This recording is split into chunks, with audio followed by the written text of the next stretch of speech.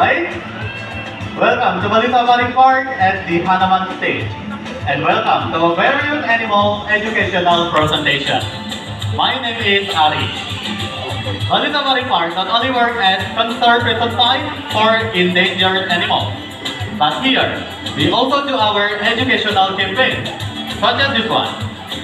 Balita Safari Park tidak hanya berperan sebagai lembaga konservasi satwa langka, tetapi juga melakukan pertunjukan edukasi seperti ini. Animal. Man has lived animal for centuries. Manusia telah lama hidup berdampingan dengan satwa.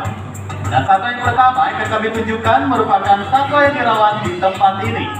Dan sejak dahulu kala digunakan untuk mengirimkan pesan. So please welcome onto the stage the bird, the beautiful white pigeon. Ada burung merpati. Kebanyakan dari kita di sini memelihara satwa sebagai sahabat. We've all heard the saying, man's best friend. So here they come, the dog, the playful poodle. Ada anjing poodle. Mereka tidak hanya bisa melindungi kita, tetapi juga bisa membantu kita dalam bekerja.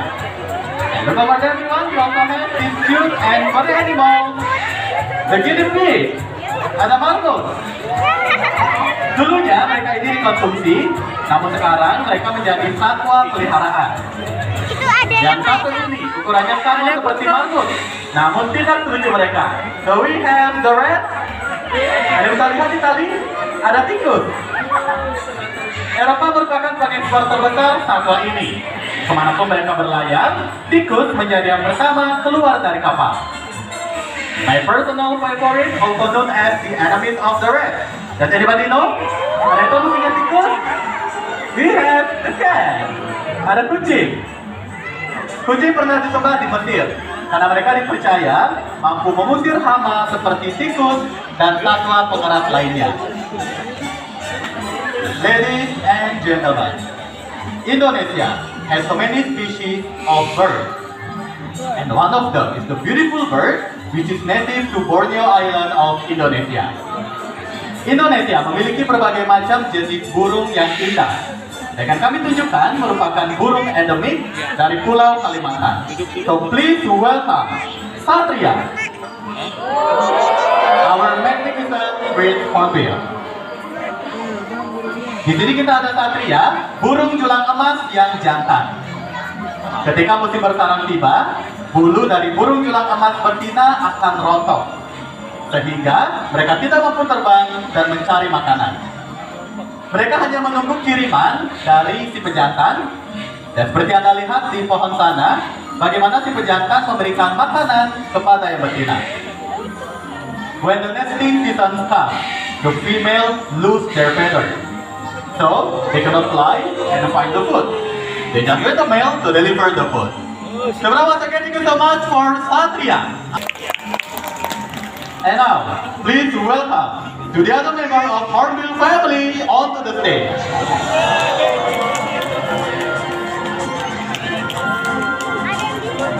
Right here, we have the male hornbill with yellow pouch under its beak, and the female with blue pouch. Di sini kita ada burung julang emas yang jantan dengan kantung leher berwarna kuning, sedangkan yang betina memiliki kantung leher berwarna biru. Okay, now let's see this beautiful bird catch their food in there. 1, 2, and 3. That's it. Selain memakan buah-buahan, burung julang emas juga mencari serangga yang berterbangan di dalam hutan. Paruhnya yang panjang dan kuat digunakan untuk melubangi pohon.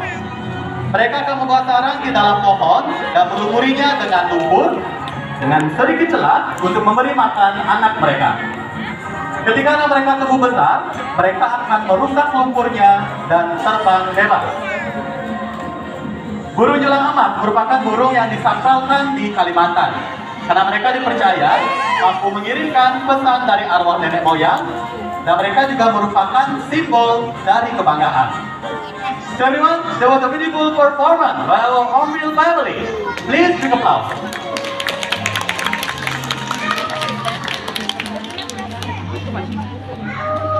Kita tahu bahwa burung berasal dari telur. Tapi tidak hanya burung yang berasal dari telur.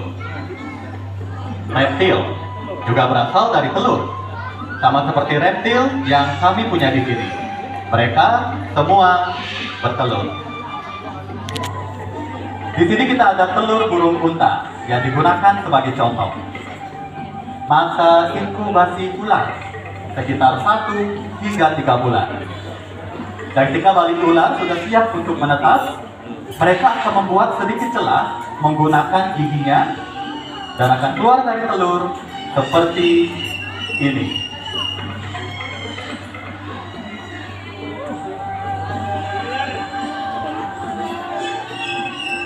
Here we have Jerry, our beautiful horned snake. Horned snake can be found in southeastern and central of America. Di sini kita ada Jerry, seekor ular jagung yang biasanya ditemukan di wilayah Amerika. Mereka disebut dengan ular jagung karena mereka biasanya ditemukan di perkebunan jagung. In contrast to the horned snake, we have special guest for you today. So please welcome Marcel, our beautiful python. Ada berbagai macam jenis ular sanca yang bisa ditemukan di Indonesia, seperti sanca batik dan sanca bodoh. Sanca batik merupakan ular terpanjang di dunia, yang panjangnya bisa mencapai 10 meter dan beratnya bisa mencapai 120 kg. Mereka bisa ditemukan di wilayah Asia Tenggara seperti di Indonesia. Biasanya mereka hidup maupun di dalam gua. Makanannya terdiri dari mamalia berukuran kecil hingga sedang dan juga burung. Dan mereka akan membunuh mangsanya dengan cara melilit. There are many types of python that can be found in Indonesia, like reticulated python and rock python. Reticulated python is the longest snake in the world. They can reach up to 10 meters in length and can weigh up to 120 kilograms. So everyone, please welcome Marcel, our beautiful python, onto the stage. Snakes have both fascinated and frightening. They have been thought to be sliding, dangerous, and unfriendly creatures. But too often, they are misunderstood. Actually, they have very smooth skin. And by the end of this presentation, this beautiful creature can be your friend too. So once again, thank you so much for Jerry and Marcel, our beautiful snake. Thank you. Mamalia asli dari Indonesia. Dan yang satu ini sangat unik, sangat berbeda seperti satwa yang Anda lihat sebelumnya. So please welcome the binturong onto the stage.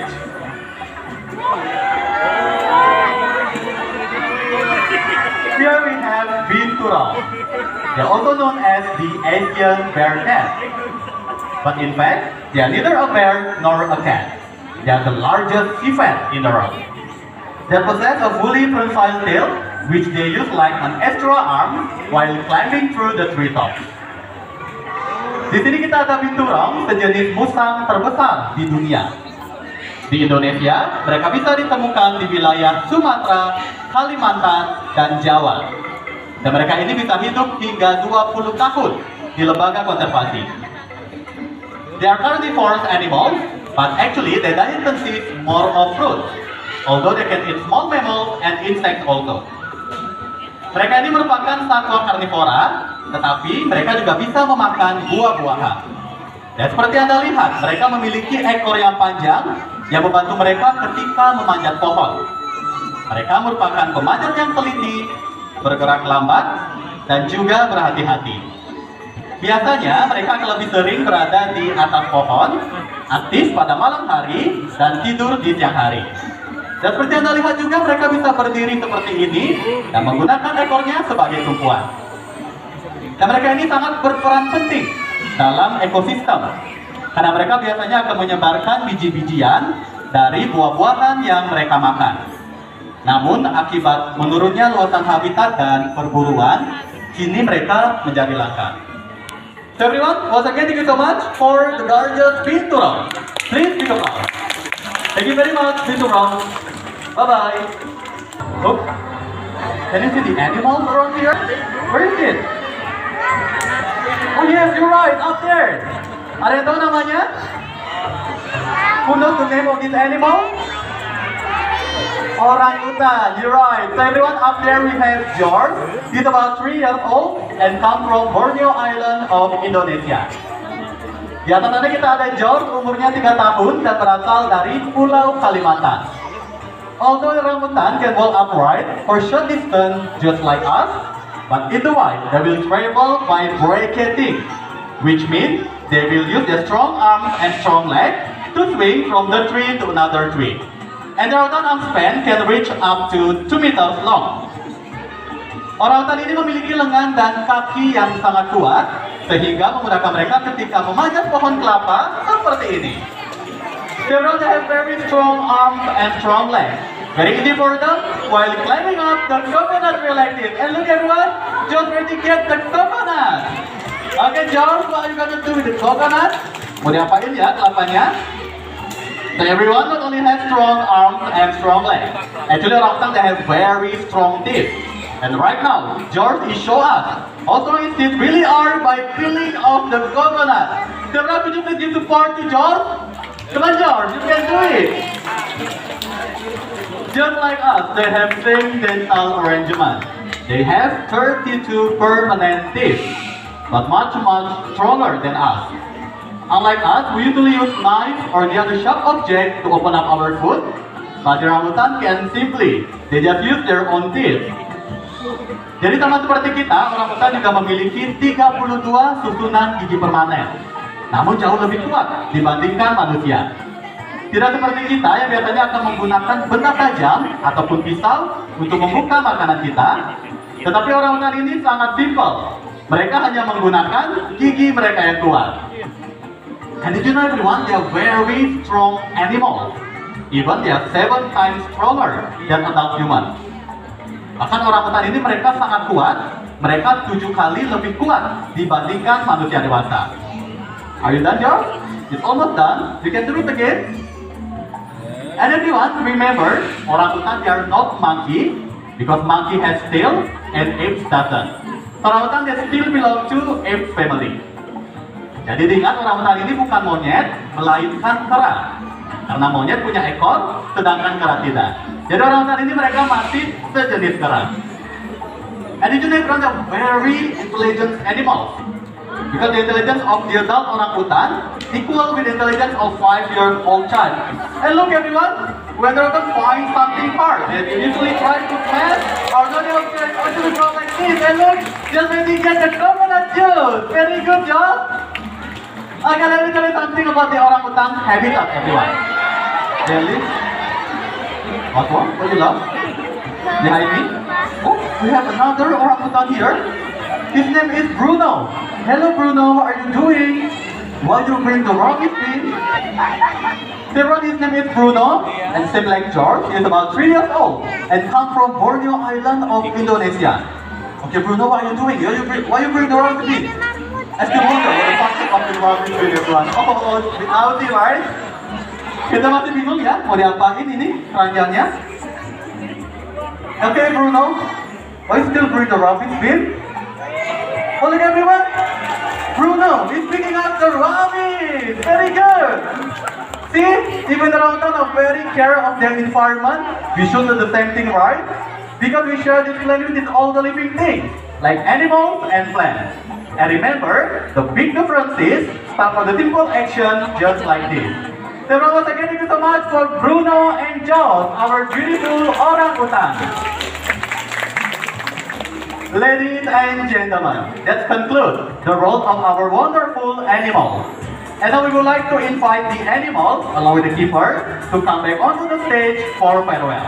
Here we have the Bornean orangutan, the magnificent red hornbill, the gorgeous Binturong, And lastly, our beautiful python onto the stage.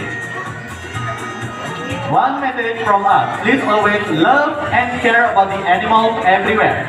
Because if you don't, they will disappear. One instinct, they will be gone forever.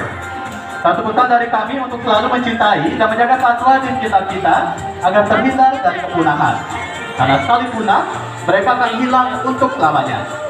So everyone, after this you can watch our elephant presentation at 4 p.m. at Kampung Gajah. Informasi untuk Anda setelah ini Anda dapat menyaksikan pertunjukan gajah pada pukul 4 sore di Kampung Gajah.